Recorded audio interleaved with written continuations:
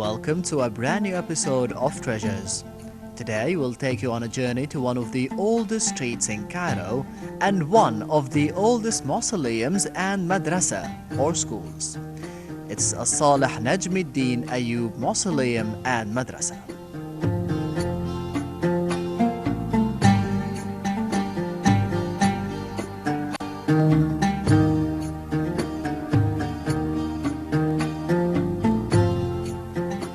The Madrasa or Mausoleum of As-Salih Najmuddin Ayyub As-Salihiyya. The last Ayyubid Sultan of Egypt was the As-Salih Najmuddin Ayyub, who died defending Egypt against the Crusader attack that was led by Louis XVI. He was the grandson of the more famous Salah ad-Din Ayyub, known in the West as Salah ad-Din. However, before his death, he built a rather unique school or madrasa between 1242 and 1244, with the later addition of a tomb.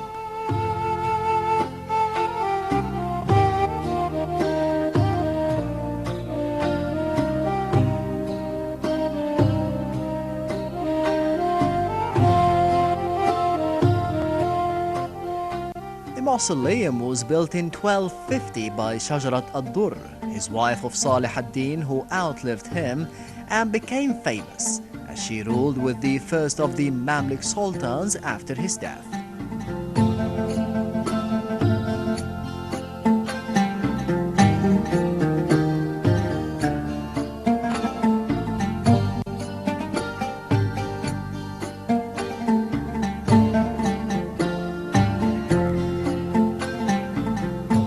Welcome in this nice place. We are now in Al-Mu'izz Street beside the mausoleum of Salih Najmuddin Ayyub, one of the Ayyubid sultans. This mausoleum was built by his wife Shajar ad-Durr during the 13th century. And on the right side we can see the ruins of the madrasa of Al-Zahir Babers, Al-Bunduq Dar. This madrasa unfortunately was demolished by the French when the mission of Napoleon Bonaparte came to Cairo. Also, not far from the mausoleum, just behind this building, we have the famous madrasa of As-Salih Najmuddin Ayyub, which was the first Ayyubid madrasa, had the 4 Iwans, teaching the 4 sects of Islam. Also, we can see a very small building, which is the Sabil of Nasir Khusro. It's formed of 2 levels. We have the Kutab of the orphans, was built on the upper structure, and on the lower part, a place provides the people with pure water.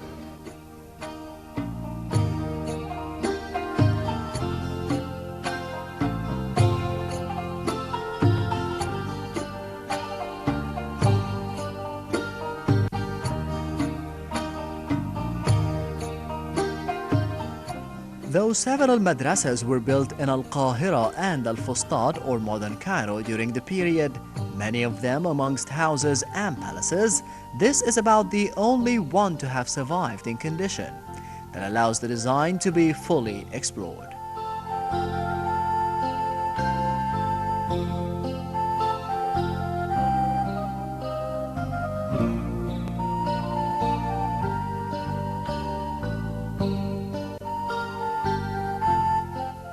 The construct is unique in that it was the first known example of a tomb being attached to a madrasa. The transitional zone of the mausoleum has the earliest example of the Korean 3-tier brick Mokoran swins. Another notable feature of the mausoleum is that the mihrab is the earliest extant example of an Egyptian prayer niche with a marble lining and 3 remains of fine wooden cenotaph marking the tomb itself.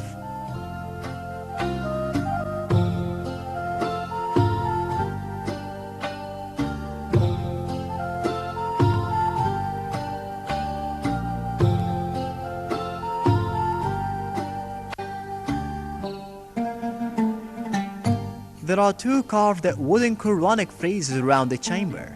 A part of the mausoleum protruded into the street, and on this side were windows fronted by iron grills, behind which sat the reciters of the Quran, whose recitations invoked the blessings of those passing by. The mausoleum became a site of grand Bahri Mamluk ceremonials, for it was here that the new Mamluk emirs, upon descending from the citadel in a long procession, pledged allegiance to the Sultan.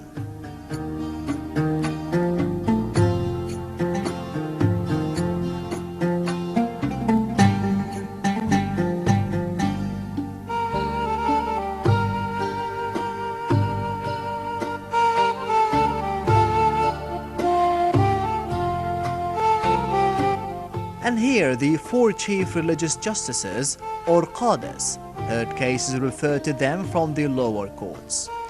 Throughout much of the Mamluk period, they formed the supreme judicial tribune of the state, and hence this construct became the center of town, the courthouse square of Cairo. The madrasa of As-Salih Najmuddin Ayyub occupies part of the site where the great Fatimite palace once stood, within the heart of the Fatimite city, as the spot of the famous Khan al-Khalili Bazaar.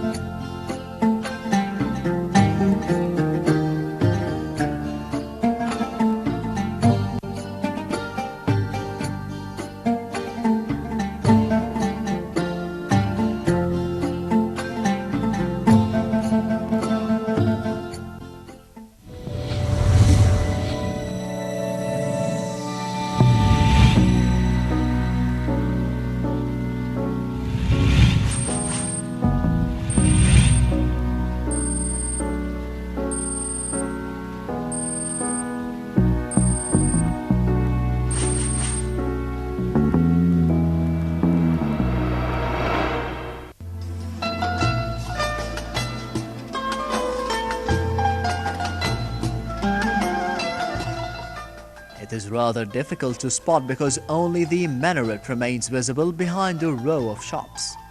The minaret is the only one to have survived intact that dates from the Ayyubite period. The minaret rests upon the roof of a passage and consists of a rectangular shaft, receding into a second story in the shape of an octagon and topped by a ribbed angular roof resting on the stalactites.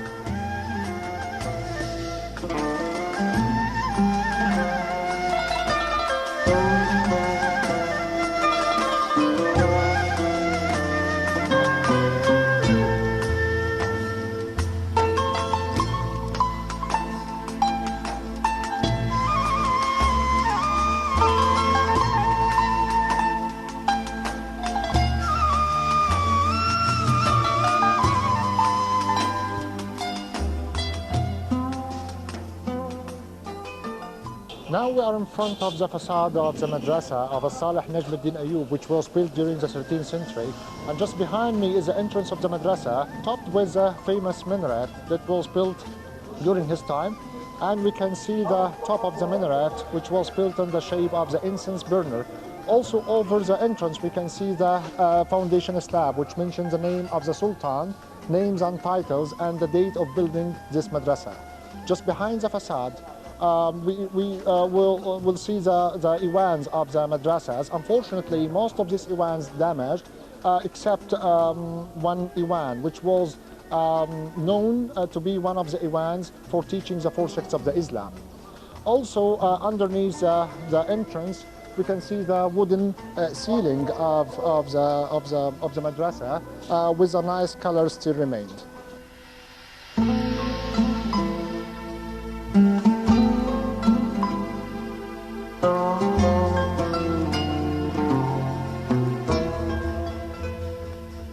This gap is reminiscent of that of the Abu al-Ghadanfar built during the late Fatimite period, which marks the beginning of this mabkhara, or the incense burner, a term introduced by Orientalist Richard Burton, who have been told that the Fatimite Khalif al-Hakim burned incense in the minarets to perfume the mosque, or the pepper pot shape in the minaret architecture.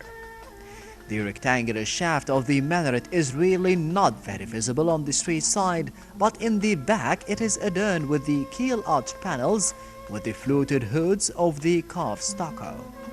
Above this, the octagonal level is decorated with lobed openings and stalactites. These stalactites mark the earliest example in the decoration of a minaret helmet, a feature that later forms an integral part of the Mabkhara minaret decoration.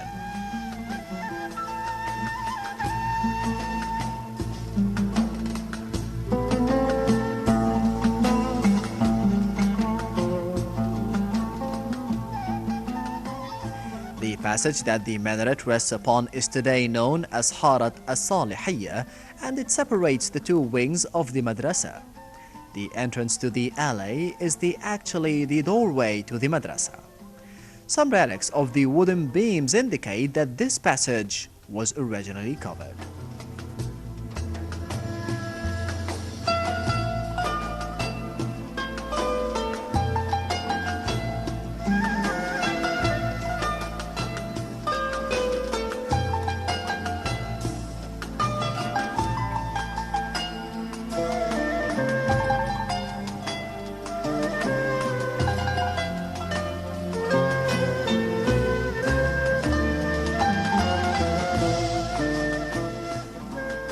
The passage entrance is crowned with a beautiful keel arch niche of the carved stone with a foundation inscription of the Naskhi script in the center.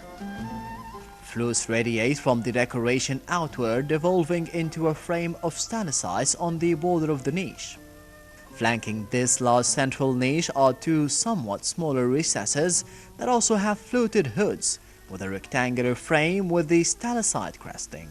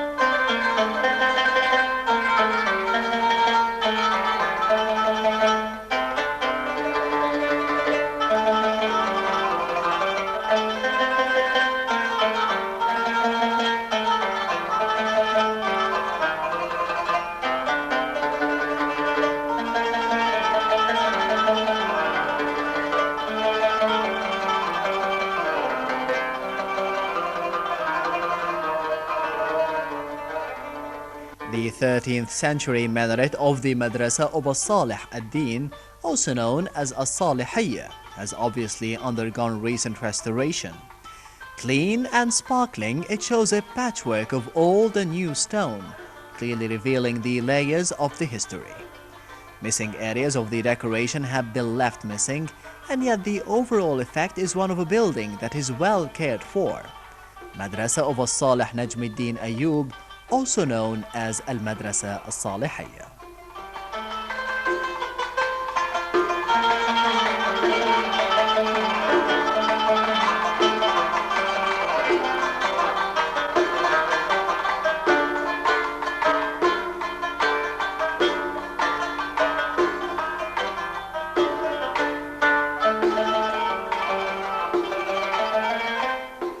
The madrasa is located on a distinctive site in the Fatimite street called Al-Mu'izz li-Dinillah Street, known for being on the procession path of the Shia Fatimites, Bain al-Qasrain in Cairo.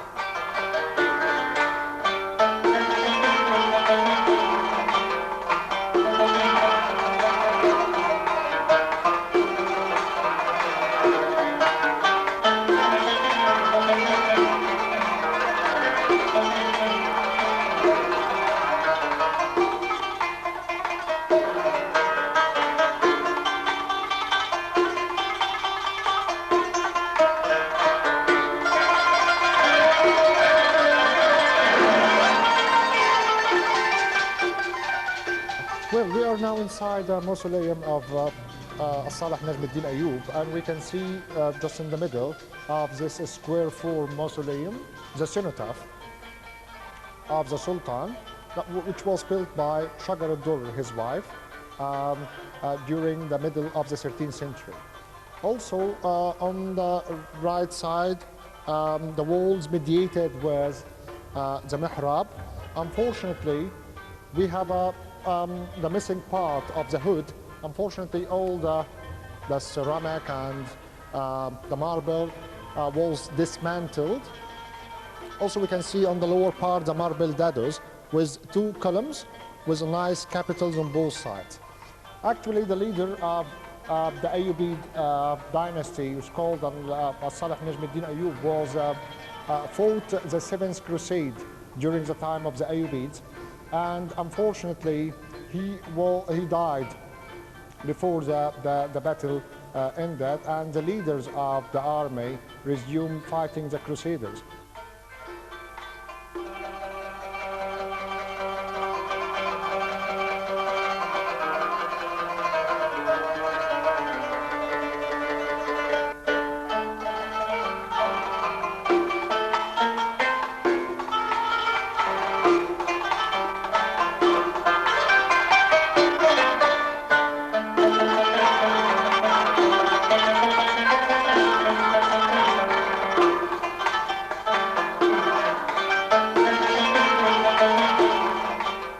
Louis, the King of France, was arrested by the leaders of the Egyptian army, probably by Baybars himself.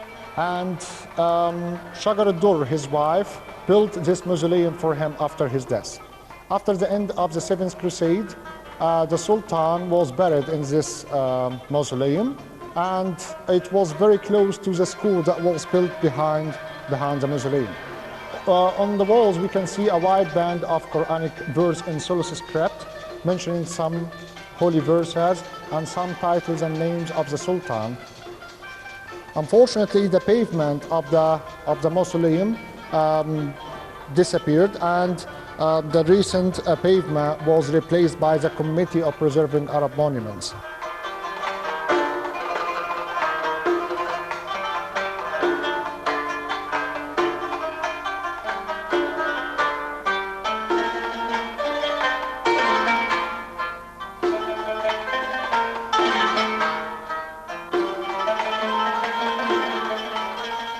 The mausoleum of As-Salih Najm al-Din Ayyub was topped with a dome, a big dome, resting over spherical triangular pendentives with big windows made of stucco and pierced with colored stained glass. This is to enlighten the mausoleum with different colors during day and night. This window is known as the moonlet and the sunlet. On the upper part of the dome, we can see a row of windows also to enlighten the mausoleum. Underneath, we can see a band of Kufic script.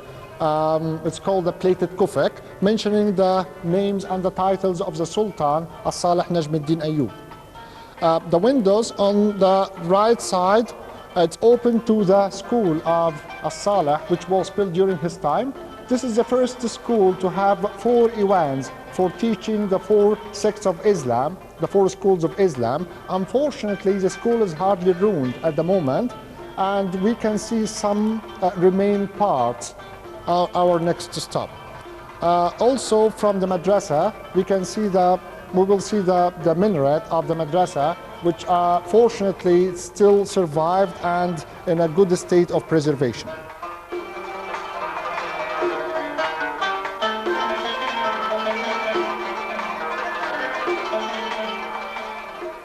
The Ayyubid architectural complex was built in the heart of Fatimite Cairo that offered the city a new architectural style.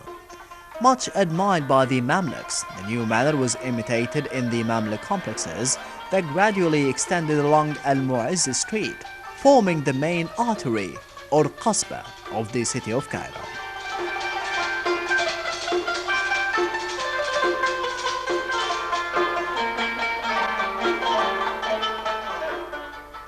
Today, all the buildings that house these schools have been obliterated, and nothing remains of them except the ruins of 2. The Madrasa Al-Kamiliya built AH 622 AD 1225. And this one, the Madrasa As-Salihiyya, were a part of the Western Iwan, laying in close proximity to the mausoleum, belonging to the builder. Its facade and entrance and the minaret still stand.